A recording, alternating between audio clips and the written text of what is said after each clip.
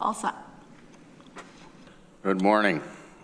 Call to order the Facilities and Infrastructure Committee meeting Thursday, August 21st.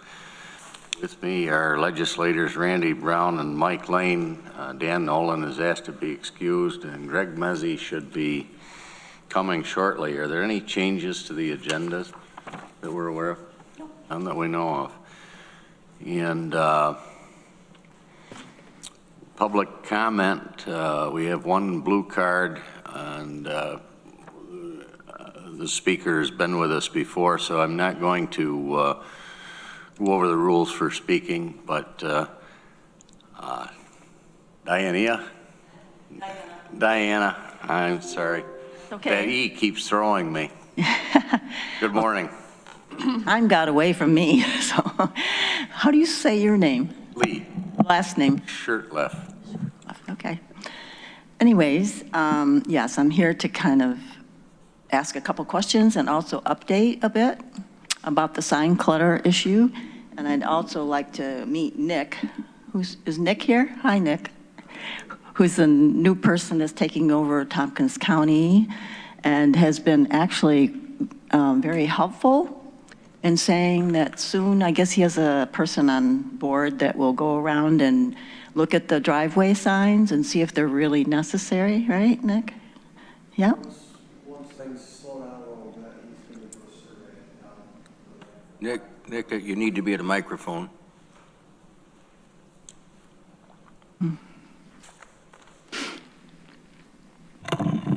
So yes, once we kind of slow down from our summer construction season, he's going to do a survey down the length of Connington Road just to see, if there is any that we feel, are not necessary. Maybe, things change, but it's, there's no guarantees, but we definitely will take a look at it. Yeah, well, I really appreciate that very much.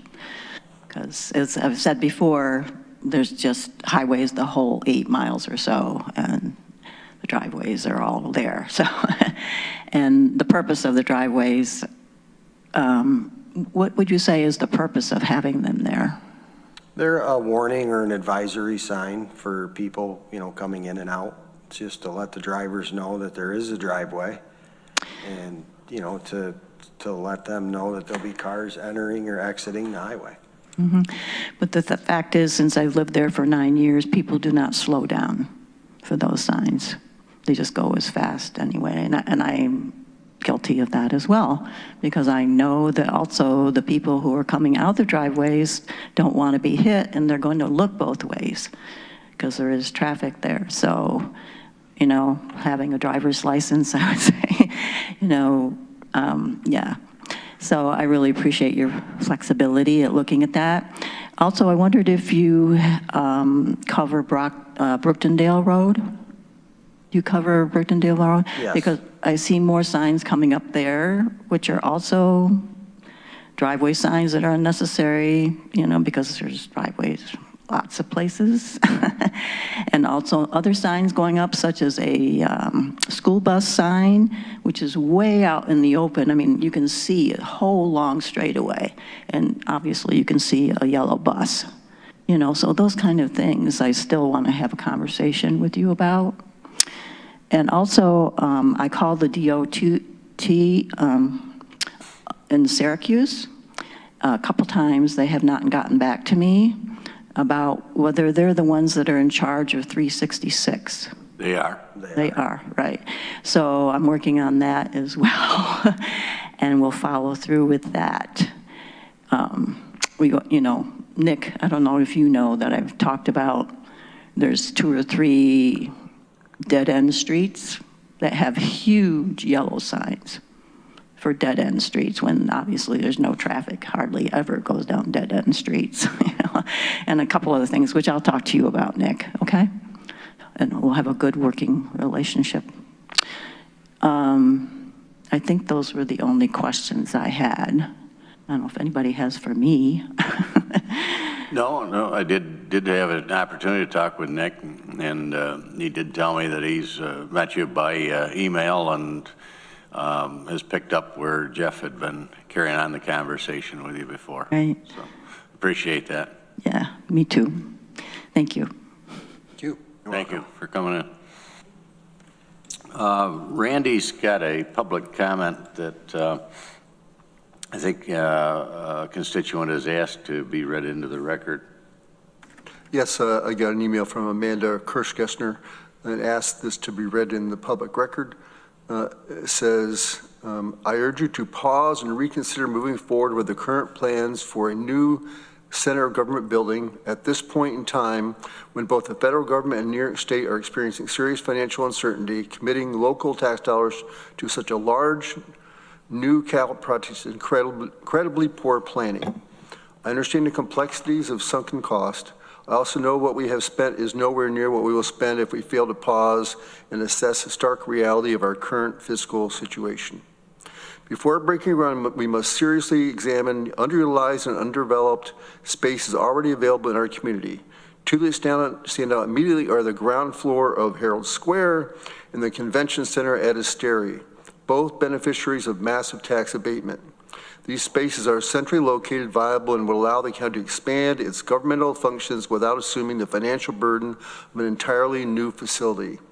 Meanwhile, our existing county infrastructure is in urgent need of attention. The Tompkins County Jail, in particular, requires substantial investment in safety, recreation, infrastructure improvements. These are pressing needs that directly affect the well-being of both staff and incarcerated individuals, needs that should come before a new government office building. Please ask anyone who works there or has stayed there within the past decade.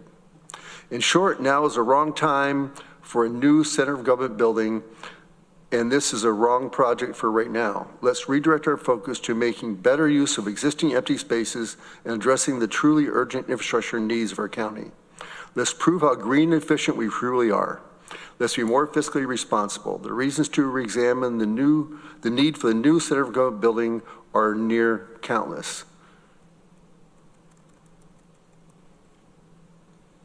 Please let's start counting. Thank you for your time. Amanda Kirschgessner, Town of Ulysses. Thanks, Randy. You'll bring that to the attention of the chair of the Downtown Facilities Committee? Thank you. Oh, okay. Are there any other public comments? Can I add one more thing, please? Yeah, sure. Nick advised me that the signs are about $700 each.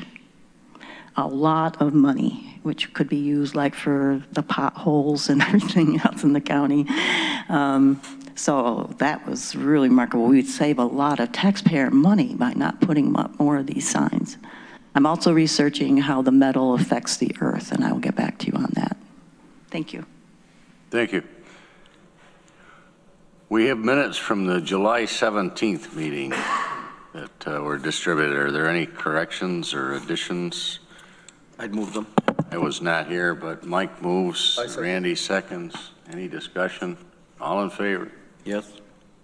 Let's show the minutes approved.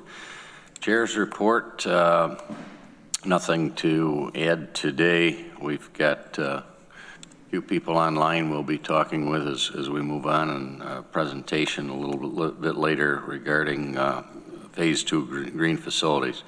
County Administrator's report. Morning, Greg. Thank you. Not a lot to report, just to provide you an update. After the passage of the resolution for office relocation, the county admin and the department will be meeting again, I believe, next week to continue the planning process. The old jail I was there this morning, is almost ready on the 3rd floor for IT. They are going through painting.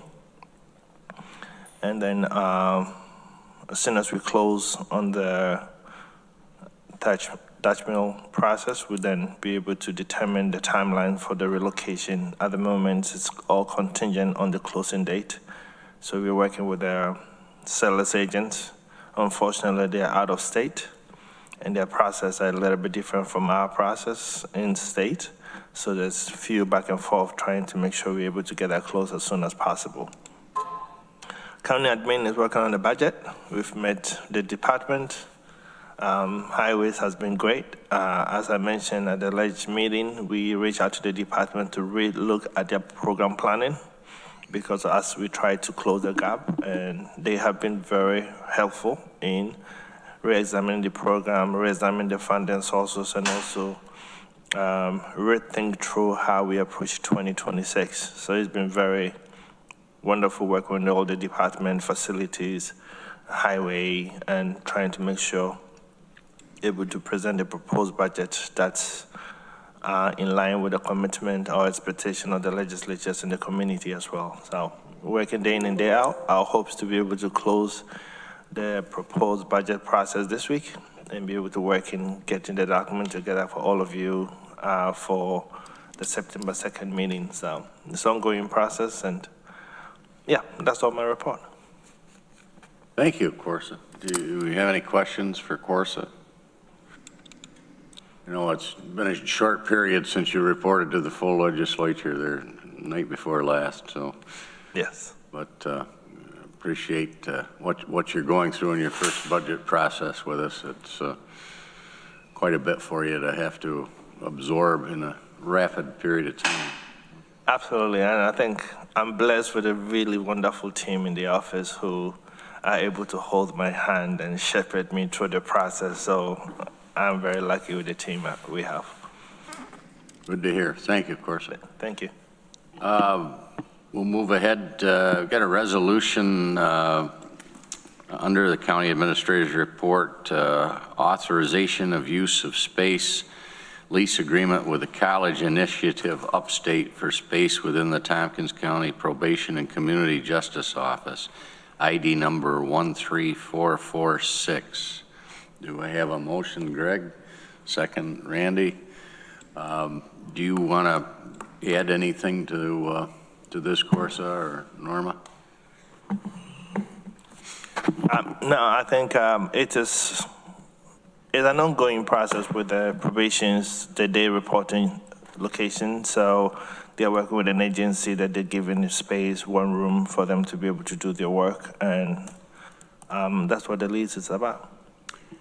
114 square feet at an annual cost of $2,850, running from July 1st through June 30th of next year. Yes. Any questions? Let's see. I believe Cornell Crop Center is also using that space for various family planning things and whatnot as well. Is that correct? I know they go there and do various classes and. Yes. So is it the same space? The same space, yes. Okay, thank you. Thank you. Ready to vote? Or Mike? I just wondered about, we haven't heard anything recently about the day reporting system. I don't know if folks on, if any of you are on the Public Safety Committee, and don't want to hold things up here, but I certainly would like to hear about numbers and things like that that we're serving and what the costs are involved with that program. We've got a public safety meeting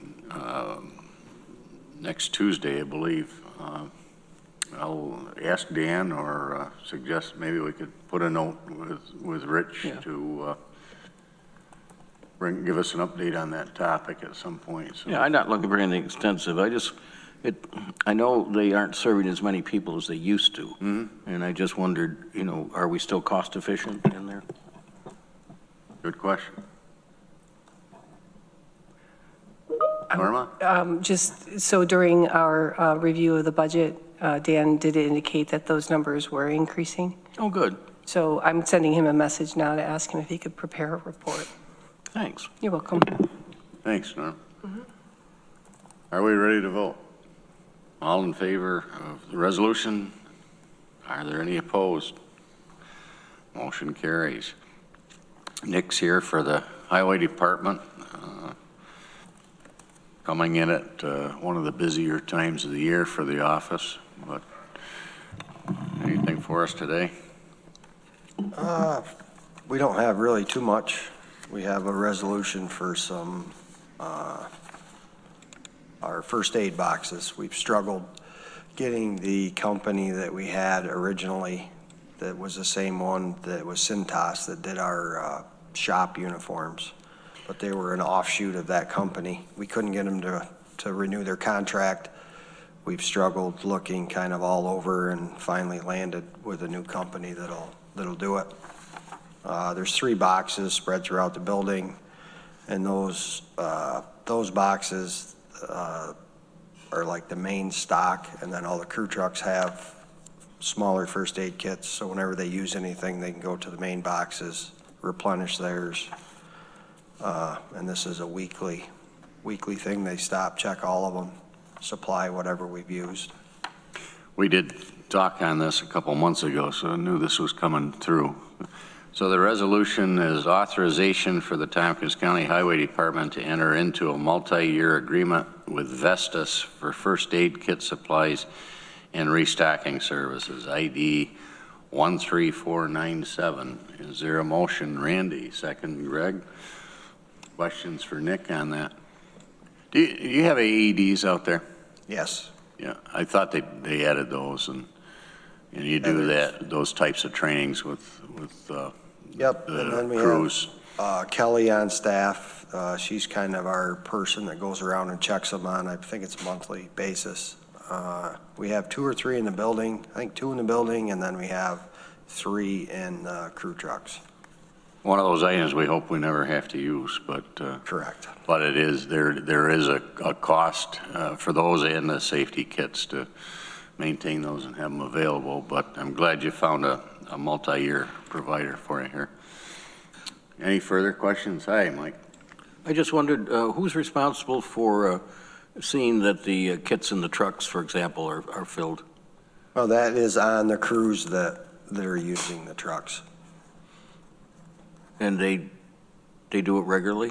Yeah, I mean, generally, we don't need to use them for anything, but when we do, we kind of have it set forth that when they use them, come back that night if Band-Aids or simple things just to restock them. But we probably should add that to our AED checklist. That way, at least once a month, they would get checked, to be sure. I would think so, and just, I mean, this is $2,000 a year to look at 3 boxes each month, I guess. Monthly, is it? Actually, weekly, I believe Weekly? it is. Okay. And we did research all over the place. We talked with Don Thorpe. No, I certainly It's understand tough. that. I understand it. Tough to find someone, and they're on a Sourcewell contract, so that makes it, a little easier through purchasing for it, but there's a lot of stuff in the boxes, for sure. They are, and expirations to contend with, and Yeah, they inspect So those, the 3 boxes, and then it's on us to keep our other ones stocked that are in the equipment and trucks. Thanks. further questions? Randy? Yeah, Nick, I was wondering if you could just kind of give a brief overview of how the paving season went and how your staffing's going and Why don't we do the resolution and Okay, I'm sorry. move that if that's okay, as long as we've got that. All in favor? Any opposed? Carried. Thanks. But with Nick here, go ahead and ask the Yeah, so question. just kind of give an update how things went for the summer season and paving and how your department's doing overall. So the paving, we're right in the middle of it. We had we did our chip seal early on, that went well. And then we've been prepping. We did a bunch of paving in Enfield, got a bunch of that done. And we're in the middle of a large concrete precast box culvert in Lansing.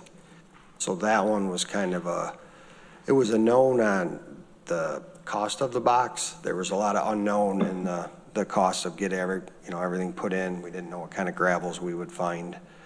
So currently, we set that culvert last week with a large crane. They're backfilling today. Everything is, we're on schedule and money-wise looking really good, which is going to help because whatever's left there goes to more paving. We just finished 3 cold-in-place recycle roads day before yesterday. Finished those, we've got to do some driveways on them, and then we'll be prepping to chip seal those in about 2 weeks. And then like phase 3 of paving will be happening about mid-September. So going well. I mean, the prices are starting to creep up a little bit, but they always do in the summer. So every month they gets a little more expensive, but the scheduling with contractors this year is they've not been as good at keeping their schedule as they have in the past. So they've kind of pushed us a little bit, but they're getting back on schedule now, so should finish off strong. Thank you. We received some pictures via drones. Was that of this culvert work? Yes. Okay, yeah, there was a lot of great pictures there of what's going on. Yeah. Yep, and I believe we have a camera set up there now that takes still pictures every, I don't know how many minutes, every 5 minutes or something. So we've had that set up since we've been setting the boxes and backfilling. So we're hoping at the end to kind of put all that together as a little collage of the project going together. So hopefully that'll be pretty neat. Great, thank you. I'm fond of Pleasant Valley Road, and I see you've spent quite a bit of time up there with the crews resurfacing quite a long stretch of it. Looks good. Yeah, that came together well. They're actually headed there. They'll be there Monday to kind of blend in the driveways, any shoulder work, which it looks pretty close, so it shouldn't need much. And then after the holiday, that midweek, we're scheduled to surface treat it and then get some stripes on them. Very good. Anything further for Nick? We've got a capital payment summary report for informational purposes, ID 13505. Don't know that there's anything. I have a couple of questions, if I may. Oh, go ahead, Mike. Not on the capital payment, but just on, if you want to do that first, that's fine. Yeah, are there any questions? These are items we've been seeing regularly. Podunk Road, Fall Creek Road Bridge rehab, Midline Road culvert replacement. If not, Mike? Just a couple of things, Nick. One is that we're still, I think, expecting New York State to do the work on Route 13 through the city. And are they keeping in touch with you about that? I realize it's not your road and not your project, but it's certainly going to be causing some changes in transportation during that construction. I did talk with the engineer in charge of that project from the state. Good. Probably 2 months ago. He alluded to me that a lot of it is going to be night work, which will definitely be helpful for everybody. I did hear that the bid was awarded. I haven't really seen too much work yet, but they're pretty limited how much they can do this late in the season. Well, I think they're still planning to do it, from last I heard, and I see Fernando's on. He may have more update than I do. But when we had the last policy committee meeting of ITCTC, they said it would be 45 days when and then they were supposed to start, and that it was going to cost $7 million more than they had planned, but they were able to round up the funding for that from various projects that hadn't ripened to be done, and that. Yes, it was, and doing a lot of the work at night, which is what they want, was going to, resulted in fewer bids. For example, I forgot, maybe Fernando remembers the name of the contractor, but the ones they were kind of thought might bid, Sucode and Economy Paving, neither of them bid on it because of the night work, we were told. Fernando, did I get that right? Yeah, I believe so. Schedule-wise, what I understood is they were going to be able to begin some of the preliminary work and the prep work, but that the actual paving, I'm not expecting to happen till the next season. I don't think they're going to complete the job this year. I'll double check on that. Because they have sidewalk work and some traffic signal work to be done. So there's a lot of preliminary work before they do the actual paving. And I thought they were going to be working on that. I know they're coordinating with the city, who have some utility work pending. So it's a complex project. And don't be surprised if whatever we discuss today and any dates they give us change, because that's, sort of the nature of the beast. But I'll go ahead and contact DOT and see what they have to say. What's their latest timeline? That would be helpful, thank you. Sure. I just think that that's going to be some disruption down there, no matter what they're doing.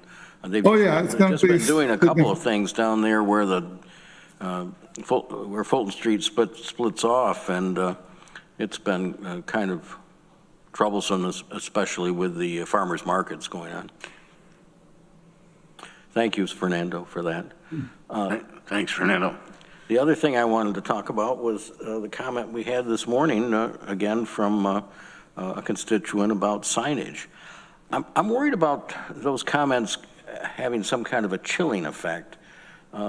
Signage is so important for the safety of the motoring public and for businesses. And remember, we don't have a connection to an interstate highway, so we get a lot of truck traffic coming down the secondary roads and the state highway 13 and 79, certainly.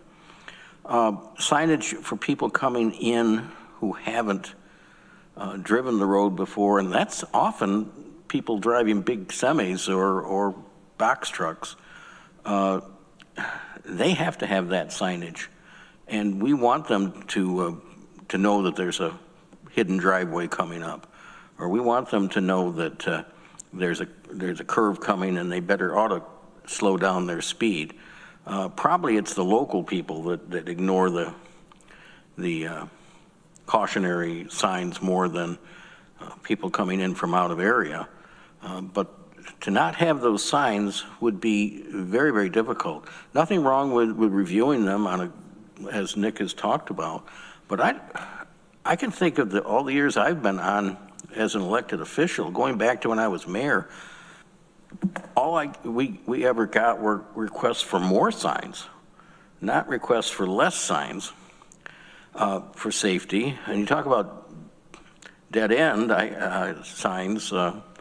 Well, that helps the residents of those cul-de-sacs to know that people maybe won't drive all the way down and then have to back around in their driveways before they can turn around to get back out of a dead-end road. My favorite story there, I got to tell this, is Highland Drive in Dryden, and the end of the road is a cemetery. And when I was mayor, we had a sign up that said dead end. And there were so many comments about that we changed it to a no outlet sign. That's a good one. No outlet versus dead end, it's about the same. Yeah, but they just didn't like the idea of the road having a sign that said it was a dead end when there was a cemetery at the end. But so you do have a nice paved road up through there. Yeah, it is. It's a nice road. But I just wanted to say that I appreciate the signage, and part of 366 is in my district, and I haven't heard any. I've never had anybody complain about too many signs. That they complain if the speed limit is not low enough. We get a lot of those complaints, and I know they pass through the county on a regular basis, but you've got I just have a different opinion than our constituent here. A large number of county roads, I would almost term as feeder roads. You've got heavy traffic in Cottington and Lansingville and Warren and Dryden Road, West Dryden Road, and so on. And it's significant when you drive those to see the amount of traffic that's there. Yeah, and with a lot of residences along them as well. Randy. I'd like to comment on signs. I don't see many county signs with many county issues with county signs. I do know that they're more needed in spots. And I'm pushing the town of Newfield on Van Kirk Road to do some things where the new park is. Because it's a blind there, and people go 55 miles an hour down there, where there's almost 2 accidents. One guy went in the ditch to miss a car because they come over that hill and they can't see. So I'm pushing Newfield to, and it's a new park for kids. There's kids everywhere, and it's not a good idea. But I will say that the state needs to review their signs. There are numerous areas that are very dangerous where they have not updated their signs, or they put duplicate signs up. literally from here to Micah Way, there's 2 different signs that say 2 different things on Route 13 in Newfield. Which I was like, okay, and I'm only looking now because we hear a comment. But on Route 13, out past by Missouri's, if you know where Missouri's is out there, there's double lines for passing in blind curves. And I pulled off, my wife's pulled off, because people pass and they can't, and it's both ways you can pass, and it's blind.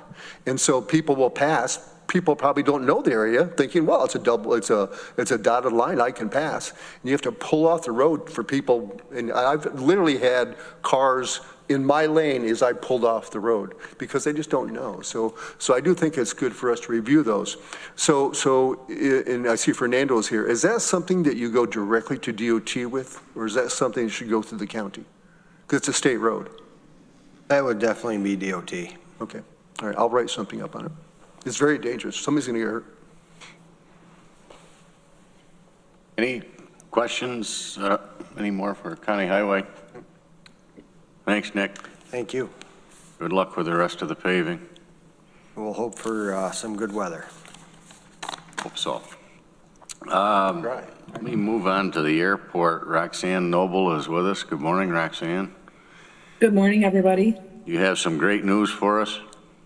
I have some great news on a few topics, I think. So we'll start off with Washington Dulles. Third flight has gone through, the contract signed, thanks to great effort by the community, county administration, legislators, everybody involved in that. The third flight is kind of going to be on a seasonal type initially, but, as we're filling them, I think we can, work with our partners in United Airlines to get them to add a third flight permanently.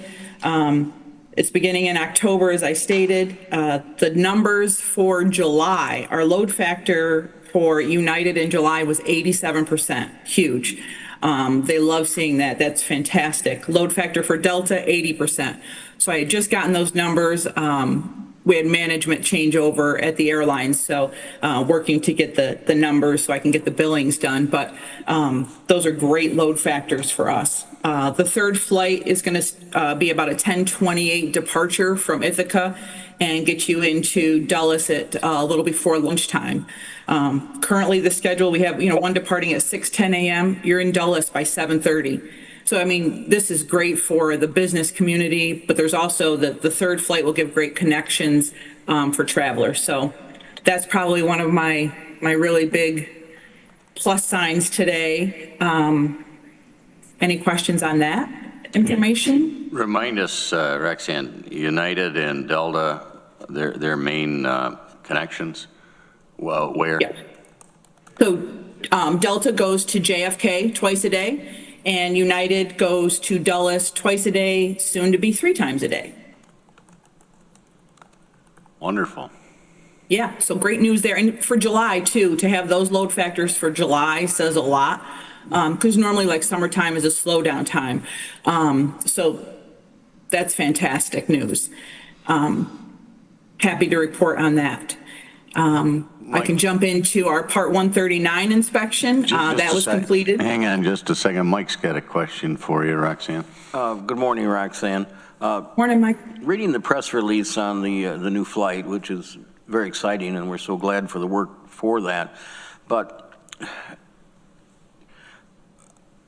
apparently there was a small airports grant for this. I wondered how Correct. that worked.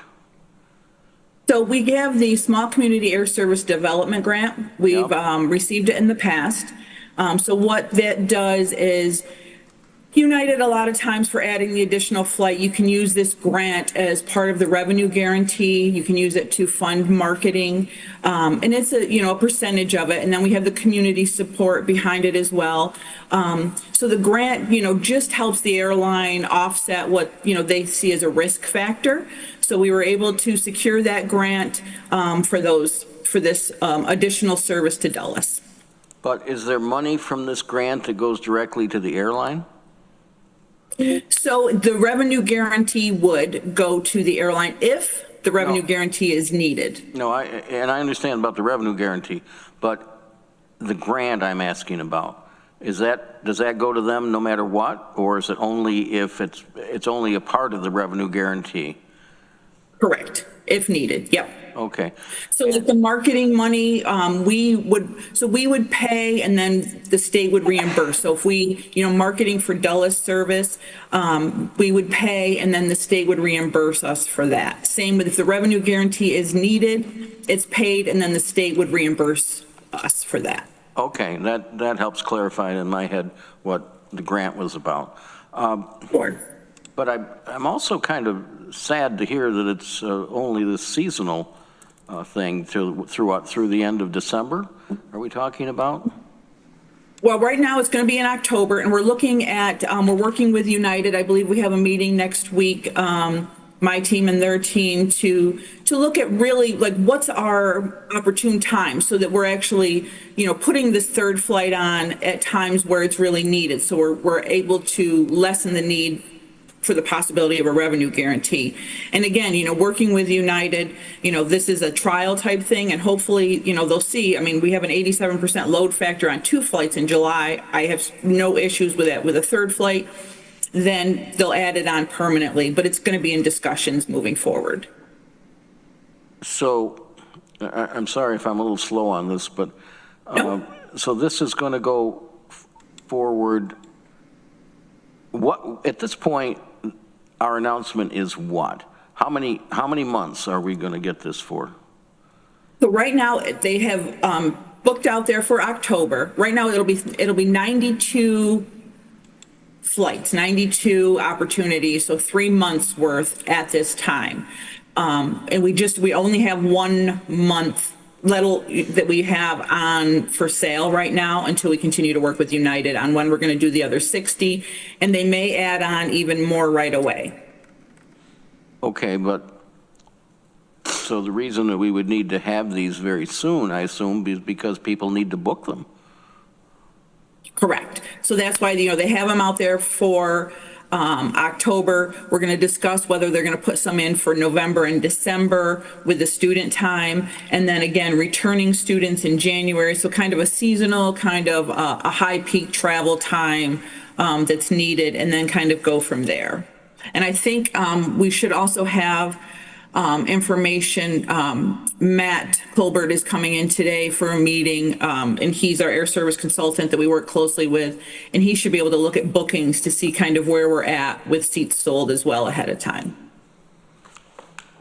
Okay. And that's good information to talk with United on getting additional flights added. And any idea when they would make a decision about those after your meeting? Yeah, it's hard to say. Hopefully within the next couple of weeks when we meet with them, we should be able to. I got an email from them yesterday afternoon with some opportunities that they're looking at. So I think probably even we should have a decision next week on when the other flights will be loaded, if not sooner. And then I can send out an email too of when flights are loaded so you can tell constituents, and then moving forward as additional flights get added. Okay, thank you. That helps me. Yep, you're welcome. Thanks, Roxanne.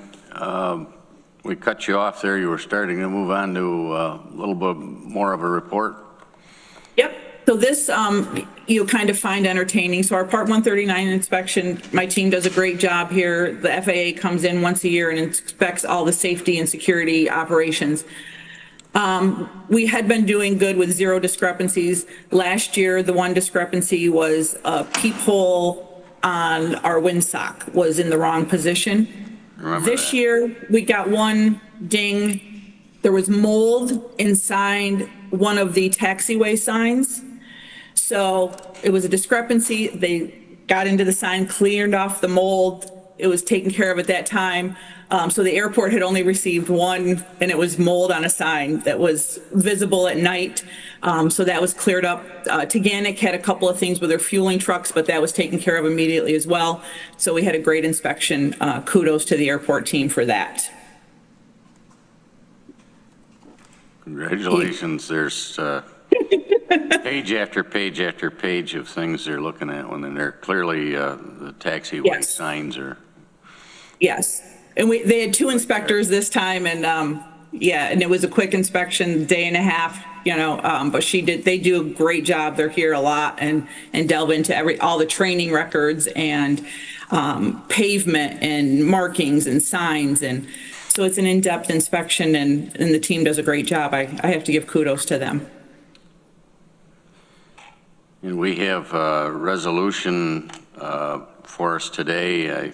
You probably want to brief us on that, but it's authorizing acceptance of New York State Department of Transportation grant funding for geothermal heating and cooling, aircraft rescue, firefighting, snow removal equipment building, ARF SRE building, Ithaca Tompkins International Airport, ID 13479.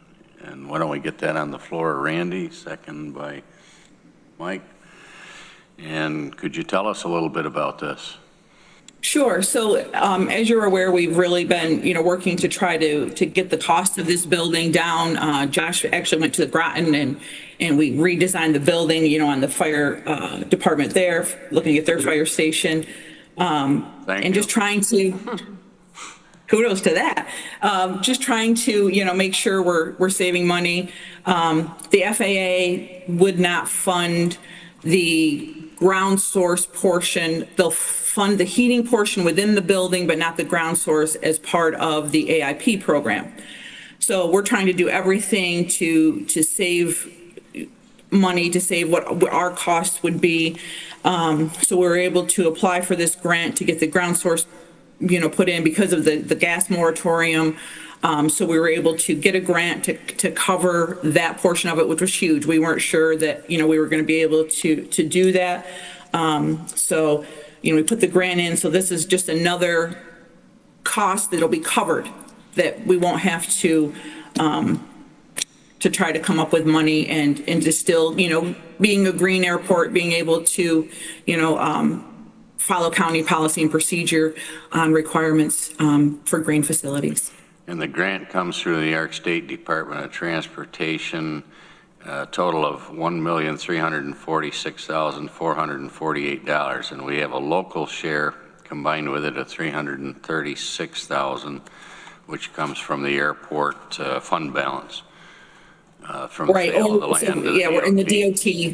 We're still working with the FAA on the sale of the land to the DOT that we did on the use of those funds, because we do have that money into an account as well. But there's certain things that we can use it for, and so we're still trying to get that process. There's certain projects that it has to be used for. It can't be used for our operating budget, but we can use it for projects. So it's getting it cleared through that.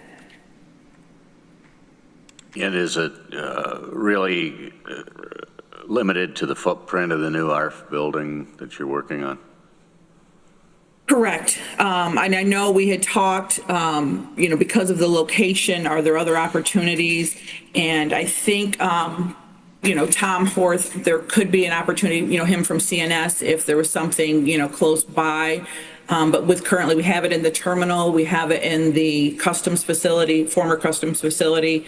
And I do have to say, it is a great system. It does work. So hopefully, we can, get the system in and it'll be good to have this grant to cover that. Okay. Further questions for Roxanne? Randy? Yes. Hi, Roxanne. Hi, Randy. What is the $336,000 is a local share, and it says for the airport fund balance and sale of the land to DOT. Have we sold the land to the DOT already, or is it, so the sale has happened? Correct. Yep. It happened when they put the DOT facility up here. When we did, that was in the part of the UAI grant in 2018, 2019, when we did the terminal expansion. They wanted the DOT off the waterfront. So we sold a piece of land to them, just over $800,000 for that piece of land. Okay, great. And so what is the current airport fund balance? Randy, that is a very good question. We kind of go back and forth. So I would have to get with finance on that because it does fluctuate. I can get back to you on that. Great, thank you. And also, we, in our 2025 budget, I believe we put $250,000 from contingency fund aside for the geothermal for this building, or am I misunderstanding that? I'm not aware of that I think for anything. that was emergency response. And I see Ann. Well, that wasn't the airport, that was emergency Ann response? Corman, our Okay, chair all of right. the Planning and My Sustainability, mistake on is that. with us today, but I do believe we did put contingency funds in if there were a project that we're able to develop next door at the Emergency Response Center. And yes. That's correct. Contingency. Okay, sorry about that. And I have one last question. Is there an update on the customs facility? Anything going on with that? That was another thing I was going to update on. So we did an RFP. We didn't get any hits on anybody using the building from the RFP. So we're regrouping, going to do some direct outreach to a couple of other companies and see what opportunities we can find there, or see if there's some other thoughts on that as well. Unfortunately, yeah, we were hopeful, but nothing at this time. Okay, no problem. Thank you. I see a hand from Mike. On that one that Randy just asked about, are we keeping track of this customs official? Apparently, he's located at Binghamton, the one where it was costing us so much. And they have what, only 1 or 2 flights a day down there? Seems like they ought to relocate up here. Yeah. Commercially, they have 1 flight a day on Delta. Binghamton does. And customs, I believe, so they are not building a customs facility down there. They operate out of their terminal, and don't quote me on this, but I believe they are also getting rid of customs as well because of the cost of having an agent. And we weren't able to, we had tried talking of sharing an agent between the 3 airports, and that wasn't something that customs could do or, would be able to do because of a grandfathered in. So I believe Binghamton is not building a customs facility, and they may end up getting rid of customs as well. But don't quote me on that. It was just something I fully understand that, but I just, who do they work for, FAA? Or who does Customs work for? Their own? So they work Customs and Border Patrol Agency, yeah. Or Homeland Security then? I just wonder whether we ought to be talking to our congressman and the Intergovernmental Relations Committee about, seems like they ought to fund that so we could, that seemed to me was the reason that we had to stop using the customs facility because of that. It was bleeding because we had to have the customs officer and we had to pay for that.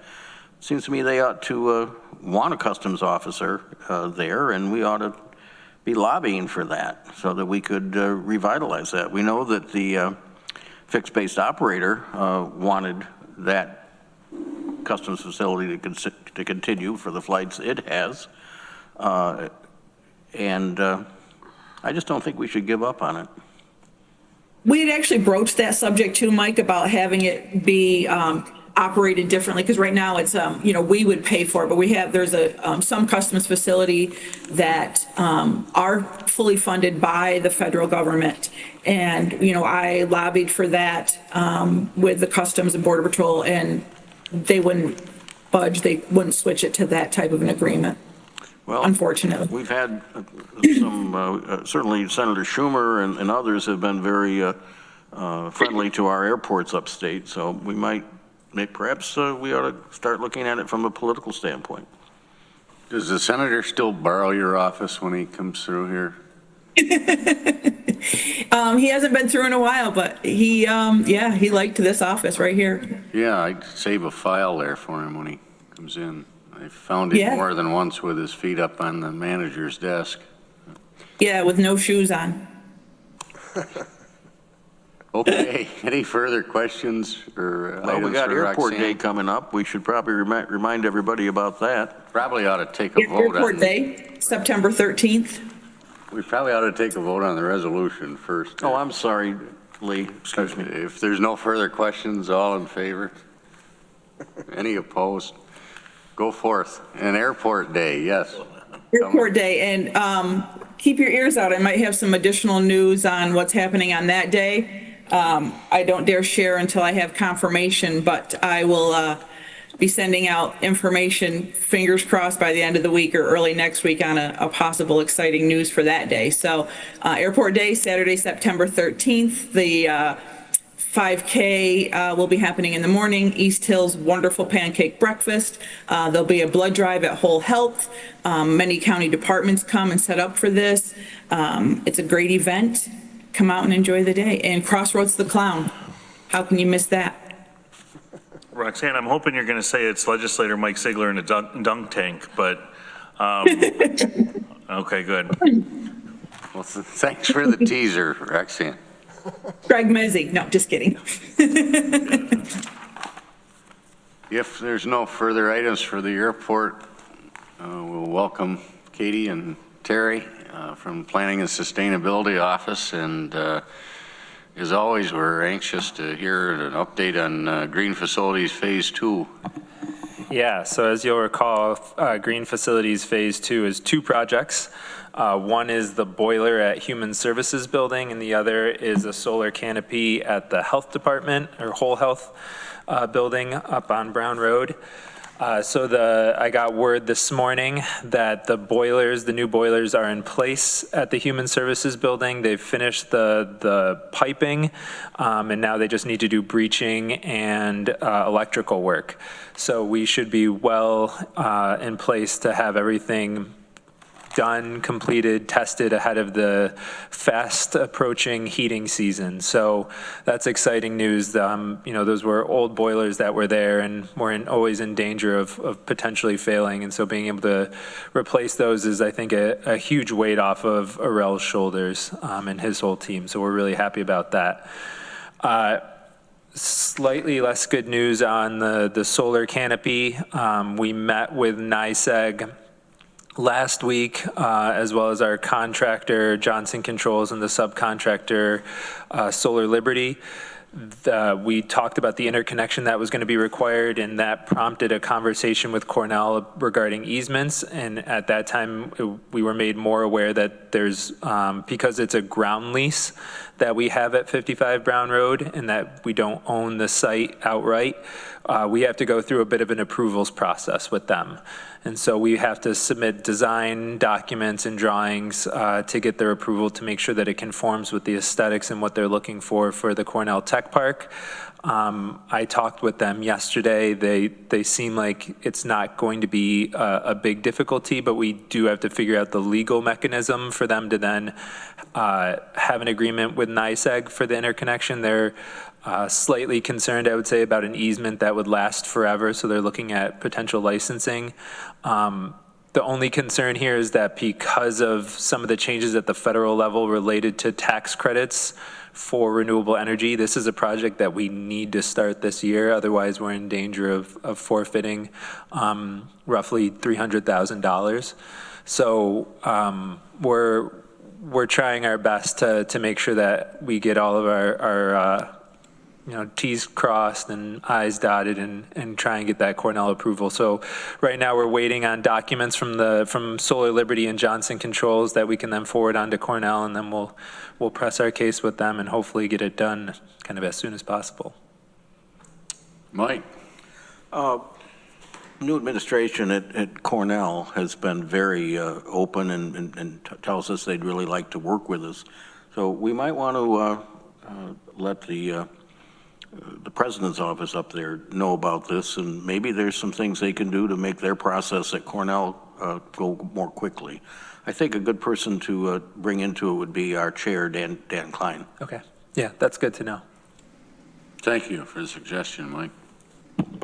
Mike was going to offer the same thing. We meet quarterly, and I think, Katie, you're part of those meetings historically.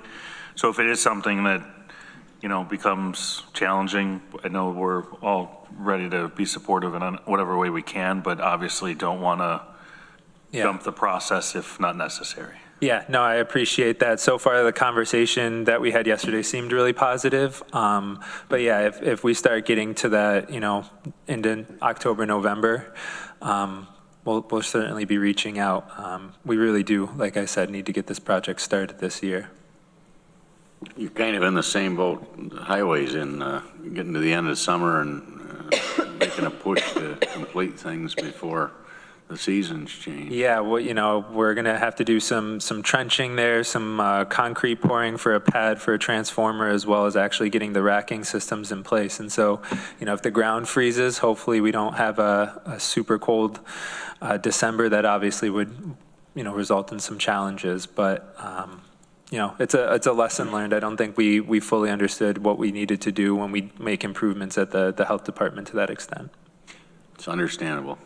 I remember what we went through to do the land swap for the emergency response center and everything on that side of the road, and kind of similar to what Roxanne was briefing us on with the sale of the DOT land. And when you get all the different entities up in that quarter involved, it's a little complicated at times. Randy. Yeah, Terry, could, on the boilers that are being installed, those are the original boilers, if I understand it? So the building had 4 separate boilers. The 2 of them are being replaced. I think were original to the building, and then the other 2 were slightly newer. So we should have new boilers that are taking up the majority of the load and are much more efficient than the previous ones, and then we'll have a backup in case one of them were to ever go down for any particular reason. How old is that building, Mike? Do you remember? When was it? 30 years? Middle 1990s. Yeah, so 30 years. Maybe 97, something like that. Yeah, that was the concern with the boilers, is that they were past the date that we felt comfortable keeping them in place. Yeah, anytime after 20 years, you're doing well. Yeah, exactly. So similarly, we talked about Dewar and how we weren't able to get the funding to do the geothermal, unfortunately, but that's another one where we're over 20 years, and probably you'll be seeing in the next year or 2, I imagine, requests for funding to replace the boilers there. Thank you. Thanks, Terry. Further questions, Mike? Yes, Terry, another thing. I remember some time ago we were talking about the state asking us about the possibility of a battery area at the airport. Is that going away? Yeah, it ran into some difficulties. We'd been working with the New York State Energy Research Development Authority. The team that was working on those projects pivoted to working on different areas. They deemed our project a little too small for what they were really trying to focus on. They passed the project on to the New York Power Authority, NYPA, who showed some interest, and we're kind of doing some due diligence, but hasn't gotten back in touch recently. So, I think the immediate hope is to try and work with NYPA to develop something there that would be solar and storage. And if that doesn't pan out, we'll have a lot of the early design documents, and what we could do is go out to RFP and see if there's a private developer out there that wanted to take that, a little bit further. I'm just hearing so many bad things about these battery storage areas, particularly from the emergency responders, that I'm not sad that it's not moving along, frankly. Yeah, I will say when NYSERDA, they had actually pivoted away from doing the battery storage to just doing solar. When NYPA came back, or came onto the project, they were interested in combining the two. There's been a working group for New York State that involved a lot of first responders regarding battery safety, and they've made some improvements. But yeah, obviously it would be a concern, and we'd have to do some due diligence before anything went in. Thank you. Thanks, Jerry. Anything further from? Yeah, if there's one more thing I could mention that's come up recently. This is actually something that I mentioned to the committee. Last year, we ran into an issue with NYSEG undercounting our hydro facility in Waterloo. We were able to resolve that. Unfortunately, that same issue has cropped up again, and it's unclear why. They've undercounted us for 4 months for roughly half of what we believe it's produced, what our partners Relevate that own the facility think it's produced. So that's anywhere between $40,000 to $80,000 worth of money to the county. So we've gone back and forth with NYSEG on this. The last email they did not acknowledge that there was an issue. So, we're trying to escalate it and elevate it to try and get some high eyes on this further up and point out that this is the exact same issue that we dealt with last year. But if it continues in this way, we might come back to you and look to try and escalate it further. Greg and Mike. How does the discrepancy, and just refresh me, I'm sure we had a conversation ad nauseum last time, but how does the discrepancy exist? Like, do they have separate meters or? Yeah, so we have the company that we work with that owns the facility and that we have the power purchase agreement with is called Relevate. It used to be Gravity Renewables, and they were purchased. They have a generation meter that basically ticks every time it's creating electricity. And then NYSEG has a separate meter, which is a bi-directional meter, like you would see on a solar farm or if a residential solar, that they're taking their own readings off of. Our meter does 15-minute increments. I'm not sure what their meter does. They've tried to tell us that the facility is using the difference in power. This is a facility that does not use power. It uses less than 1,000 kilowatt hours a month, and it's at its peak. And we're talking about 2,000 megawatt hours. So like a huge factor difference there. It's a whole sig fig. So yeah, I'm not sure how it's occurring. We've passed on the Excel file that has the 15-minute interval data that not only shows the power production, but it shows the flow rate. It shows, everything related to a hydro facility.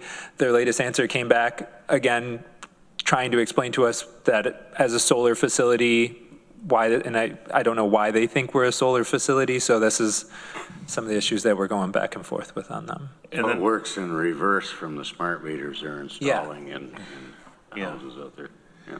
Is there anything in a contract or agreement? Do we have an agreement with NYSEG to provide power to the grid? We don't have there was probably an interconnection agreement between the Gravity Renewables when they installed the system. It wasn't between the county, but they refused to talk with Relevate because it's on our bills, so they want to talk to me or someone from the county, and so right now we're playing a little bit of middle person. So Relevate provides me the data, and then I go to NYSEG and try and argue the case. Is there any expectation that maybe we ask that their meter be like certified or calibrated or confirmed that it's accurate? Yeah, I think last year after the issue was resolved, we thought that it was settled, and so now that it's come around again, almost exactly a year. Last year it was July. This year it was once again kind of May, June, July, August where we're seeing it. It's something that we'll bring up with them to make sure that this doesn't happen again in 2026. And then we get our money for 2025. Yeah, that's right now. That's what we're trying to see. The peak production for the facility, is unfortunately, I guess in some ways not in those summer months what it's been recently, but it is a fairly substantial amount of power that it has, that's the discrepancy exists. And what it is in the summertime is that's when you see some of the peak prices. And so that's actually where we would actually get a significant premium where we do want to collect on that. And so that's where I said anywhere from like $40,000 to $80,000 is kind of what we're expecting to get from this. Thanks for keeping an eye on it. Yeah. Mike, did you have a question? I would just say, Terry, thank you for working on it. You might want to give the county attorney a heads up on it. Yeah, I can. Rather than just tell him you're still working on it, but Yeah. Not just hit him if we hit a stone wall. Yeah. Thank you. I appreciate that. How many partners? What's that? How many partners? It's between us and Relevate, so it's just one partner. Randy? Yeah, I know you're also working on the rate case. I appreciate that we're part of that. One of the things that we learned when we met with NYSEG is that they purchased 70% of their anticipated need a year ahead of time, so to speak, in your contract. And so so when we spoke to them, I said, well, why do you only buy a contract of 70%? It goes, well, because it's too much risk for us. And so I asked him, I said, when's the last time you fell below 90% of your expectation? And it was like 20 years ago. So my question is that they should be able to, because that's the excuse they're using is that, well, we had to buy all this extra power at such a high rate and we're just passing it through to the people. Yeah. And so that was my comment on the rate case. If you would press them to, do they not have the money?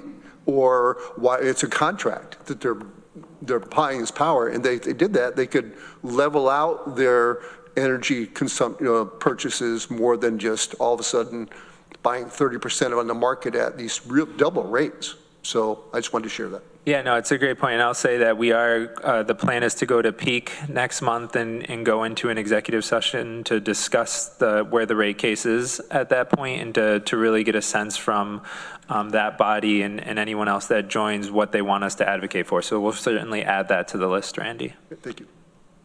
Appreciate it. Anything further for planning and sustainability? Katie?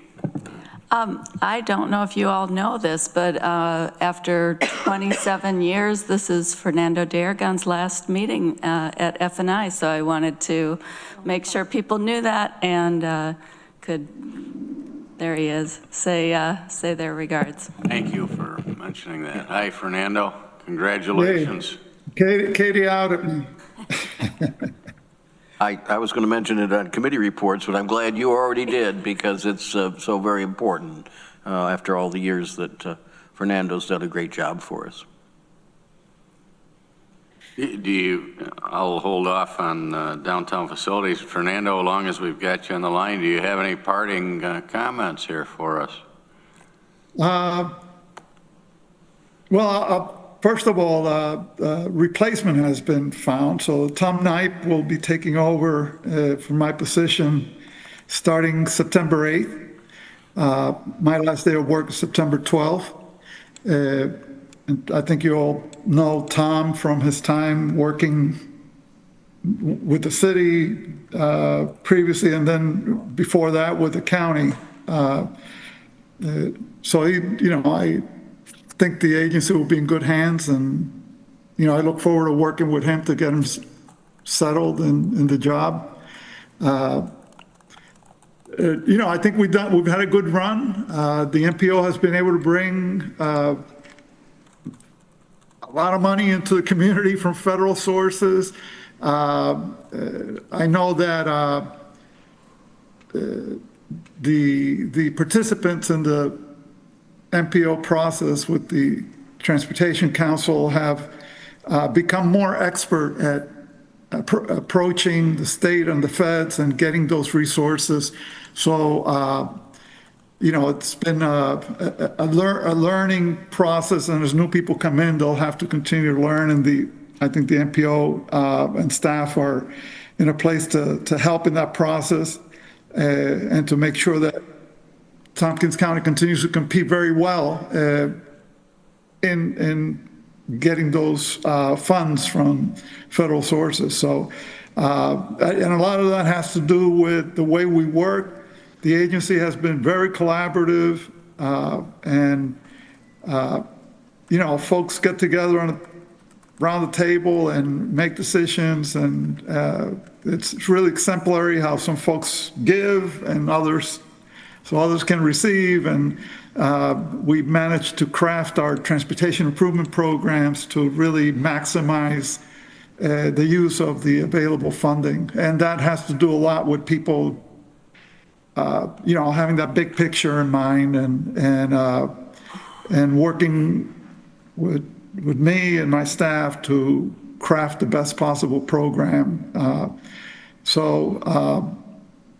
We'll carry on. I'm not leaving town, so I'll be around to provide any support that I can. And I look forward to seeing the ITCTC move ahead under Tom's leadership. Thank you, Fernando. Again, congratulations and best wishes, and we'll probably still see a little bit of you here before then. A little bit.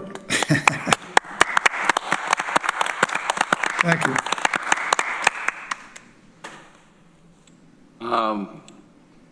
Randy, do you have any update for us on downtown facilities? Not a lot of update. I shared the meeting on Tuesday a little bit, but we've got a lot of comment back on the various designs that were initially submitted. We also received feedback we had an advisory planning board that provided some feedback. I thought it was really good. They had some good comments about around the Boardman House and how that looked, and so I think all that's been shared with Monica and the people collecting all this information. The legislatures also, most of them have commented as well, I believe. So that's all good. I will add that I did receive an email from one of the departments slated to go in the new Center building, and they have no desire to go there. And the comment was that for many reasons, they don't even desire to go there. But their thought was that, they just don't see a value in them being in this building. So I will circulate that email to everybody. I asked permission to do that. And I'll make sure that, of course, you get a copy of that, and as well as the legislators as to their feeling why there's no value for them to be in this building. So I'll share that. Thanks. Do you anticipate, Corsa or Randy, the project going out to bid this fall? I anticipate that to be in 2026 for the project going out to bids. One thing I just wanted to add is the county historian met with the project developers and also contributed significantly into what the project should mean to the community. I believe she also wrote an op-ed in Ithaca Times or Ithaca Journal about an opportunity to build a legacy, which I think the underlying text of her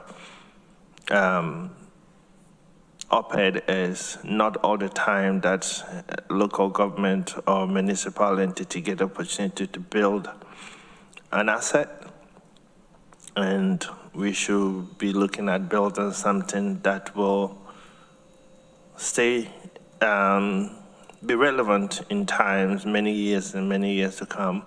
And I think I had a conversation with Quay, who was very happy with the input provided by the county historian and believes that it was very valuable and also provides significant information that we were struggling to try and get resources from the community to get and also factor that into their planning process as well. So yes, I think right now we're going through the process for the deconstruction, and they're doing the deconstruction planning. And then I think the next item, the next decision point here will be the external design that all of you will opt in, and then that will help them to actually start the technical design of the building and the surrounding areas as well. That will take a couple of months to complete. So I believe, I think Katie will be able to help me here. I believe it will take about 5 to 6 months for them to get all those processes done. So they're anticipating in the summer or maybe in spring, that's when they may go out to bid on the actual project itself. Also, at the Downtown Facilities Committee, they are looking to present designs next month, if Yes. memory serves. So, Yes. so the full legislature here can look at them and give their insight based on the feedback that we've received so far. Yes, and I just wanted to say something very little about the department desires and things like that. When we apply for jobs, we don't determine where to work from.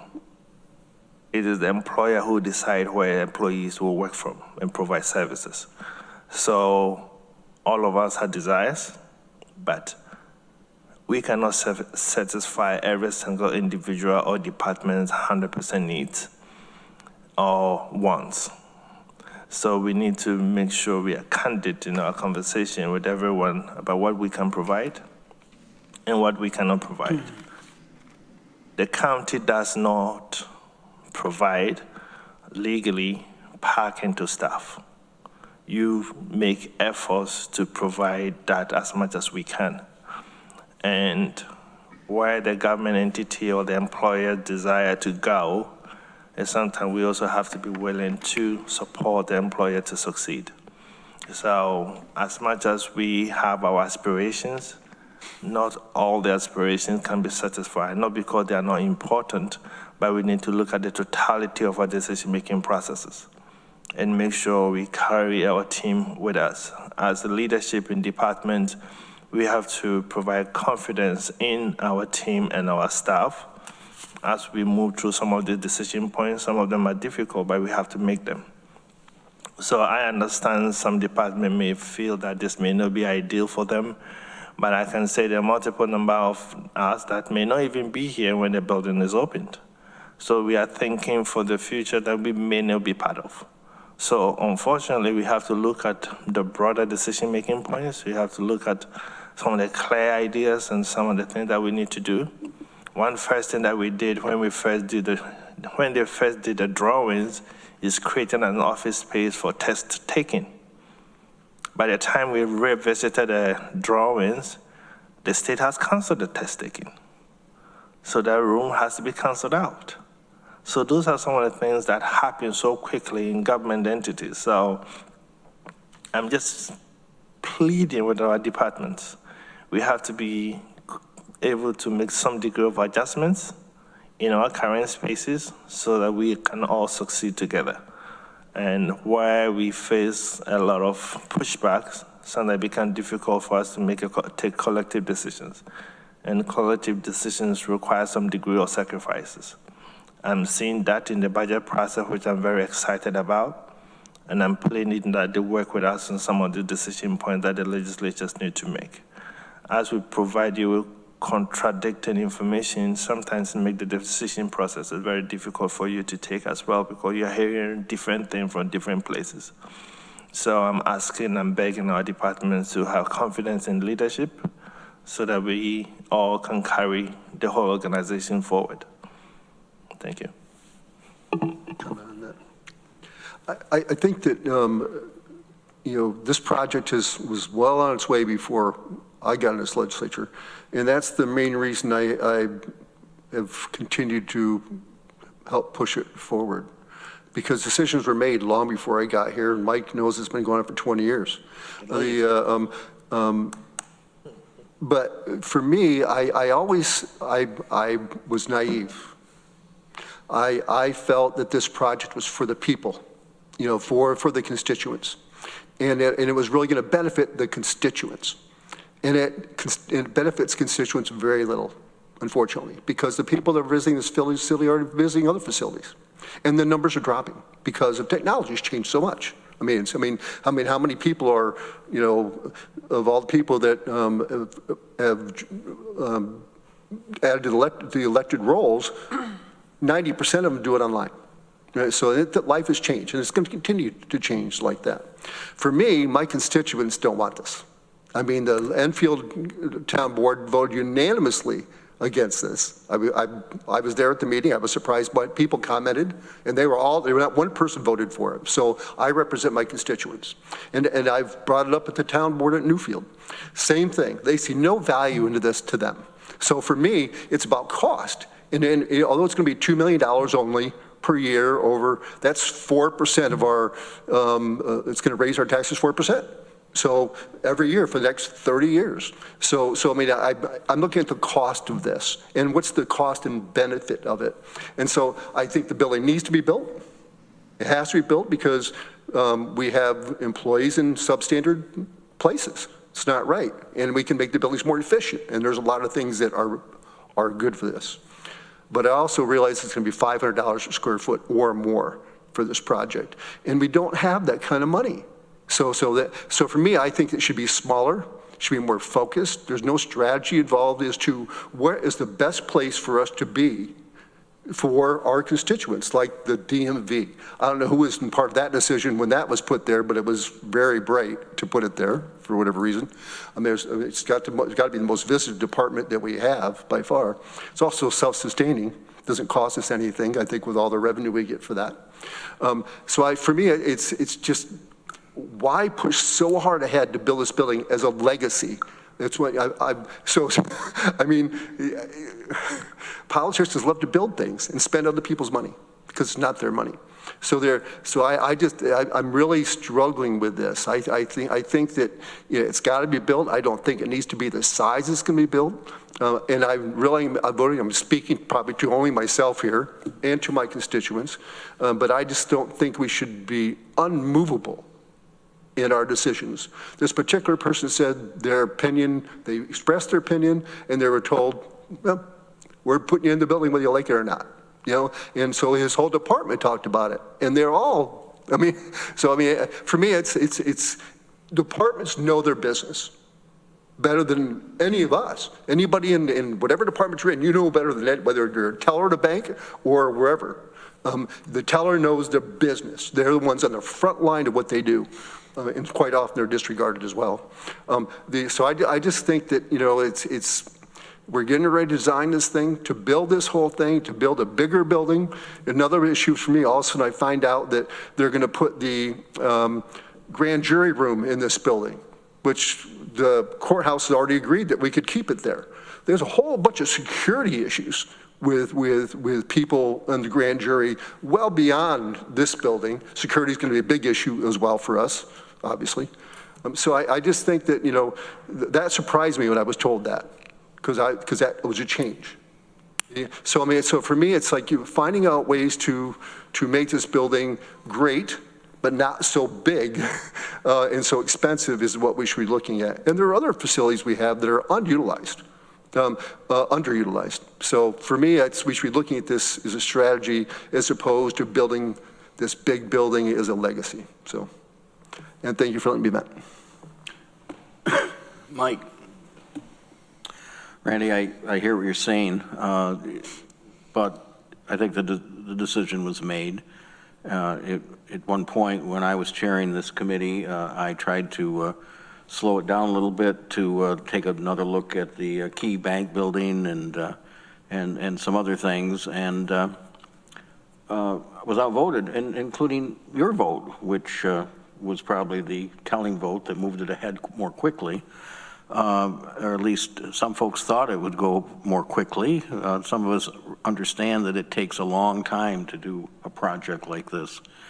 As far as your constituents, I understand. I went to the meeting out in Enfield, and what they were saying was they didn't like the parking. They didn't say we didn't need the building. Maybe they've said that since then, but I didn't hear that night. And we have, in order to provide the services for the people in my district and the people in Greg's and Lee's and your districts, we have to have the people to do that. And we have to house them in proper first-class offices. We just can't continue doing what we've been doing over the years. I said before, there's never a good time to do a project like this because of the cost. But if you don't do it, it never, ever gets done. And believe me, as you said, it's been over 20 years that this has been on the stove, let's put it that way. I wish we could have done it at the old library site. I was in favor of that, but we had things going on, including the Great Recession, that didn't allow us to move forward at that time. And so there were not the votes to do it on the legislature, but there were now, and I think people will be glad we did this in the future. And there's always going to be people in various departments that are going to say, well, why is this? It's going to be inconvenient for me, so why we're going to do this? But as Corsa has said, we have to do things for the greater good, and we have to make sacrifices.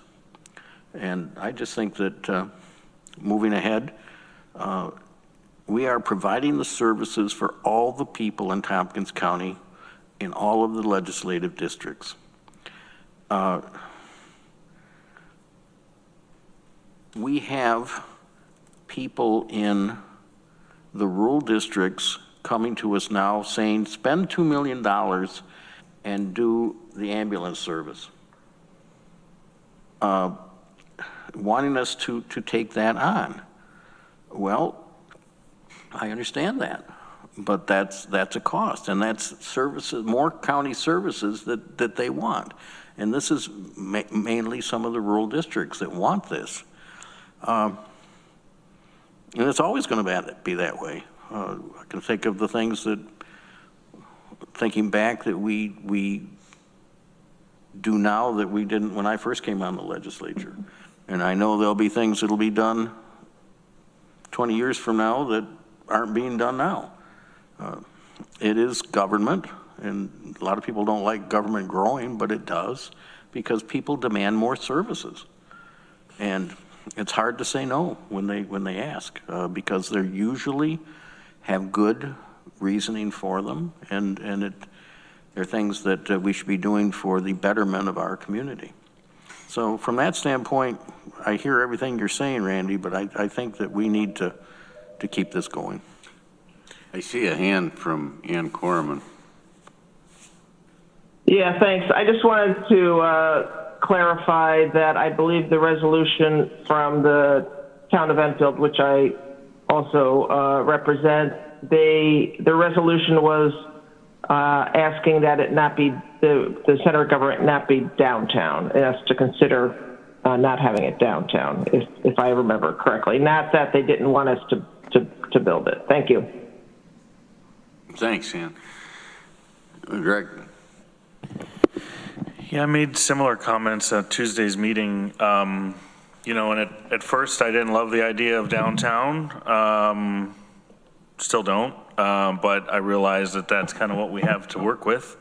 I do think it's a challenge that we face at the legislature, where we have 33,000 residents that have it sometimes seems like a disproportional voice to the 72,000 residents that are across the rest of the county on where things are located.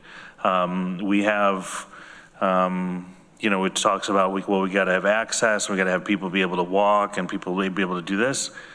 People from Dryden can't walk here. You can't even get a bus here. People from Groton can't do that. Enfield, Newfield, Lansing.